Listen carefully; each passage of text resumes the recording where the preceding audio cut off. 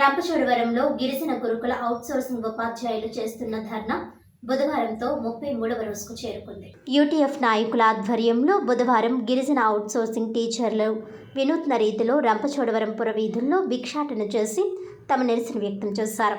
ఈ సందర్భంగా వారు మాట్లాడుతూ, ఈ గురుకులాలనే నమ్ముకొని పనిచేస్తున్న 1659 అవుట్సోర్సింగ్ ఉపాధ్యాయుల సమస్యలు పరిష్కరించాలని డిమాండ్ చేశారు.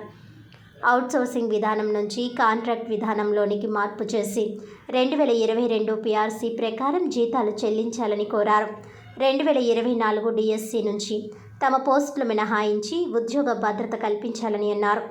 రాష్ట్రంలో ఏ గురుకులాల్లో కూడా ఈ అవుట్సోర్సింగ్ విధానం లేదని, ఒక్క ఈ గిరిజన గురుకులాల్లో మాత్రమే ఈ విధానం ఎలా అమలవుతుందని ప్రశ్నించారు. గత 15-20 సంవత్సరాల నుంచి ఈ గురుకులాలని నమ్ముకొని పనిచేస్తున్నామని, తమకు న్యాయం చేయాలని కోరారు. ఈ కార్యక్రమంలో యూటీఎఫ్ రంపచోడవరం అధ్యక్షులు సనాతన బాబు, యూటీఎఫ్ నాయకులు, ITDS sub committee convener K Adireddy, ప్రధాన కార్యదర్శి కృష్ణ, సిపిఎం నాయకులు లోతా రామారావు, అవుట్సోర్సింగ్ ఉపాధ్యాయులు నాయకులు శామ్యూల్, తాతాజీ, అనంతకుమారి, అవుట్సోర్సింగ్ ఉపాధ్యాయులు, విద్యార్థిని సంఘాల జాయింట్ యాక్షన్ కమిటీ గౌరవ అధ్యక్షులు ఐవి రమణ, యూటీఎఫ్ మండల నాయకులు, యూటీఎఫ్ కార్యకర్తలు తదితరులు పాల్గొన్నారు.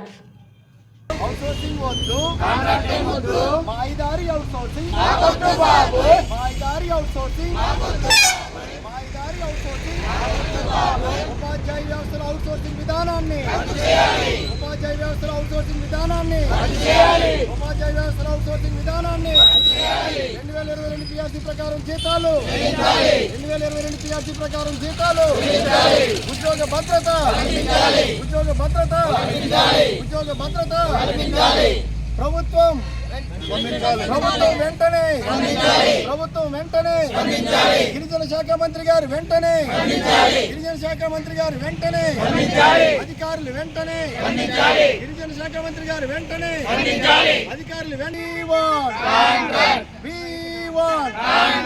మాయిదారి అవుట్సోర్సింగ్, మాయిదారి అవుట్సోర్సింగ్, మాయిదారి అవుట్సోర్సింగ్.